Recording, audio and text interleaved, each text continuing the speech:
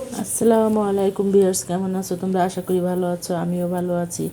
এখানে এই যে আমি আজকে হাঁসের মাংস রান্না করবো। হাঁসের মাংস আমি ধুয়ে কুটে বেছে নিয়েছি। এখানে আমি পরিষ্কার করে কড়াইতে দিয়ে তার মধ্যে আমি সব ধরনের মশলা দিয়ে দিয়েছি। আর শেষে দিলাম এই যে নারকেলের দুধ। সে নারকেলের দুধটা দিলাম। নারকেলের দুধ দেওয়ার পরে এখন আমি এটাকে সুন্দর করে মেখে নেব। ভালো করে, যত ভালো করে মাখানো হবে তত খাবারের স্বাদটা বেশি হবে।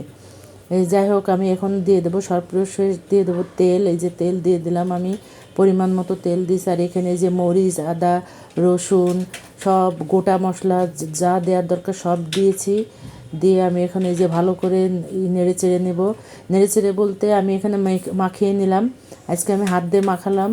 হাত দিয়ে মাখালে আমার হাতটা জ্বরে, যেহেতু শীতের দিন এই জন্য আমি হাত দিয়ে ভালো করে মাখিয়ে নিচ্ছি। যেহেতু এক হাতে ভিডিও করতেছি এই জন্য মাখার সময় ভালো করে দেখাতে পারতেছি না, তোমরা একটু বুঝে নিও।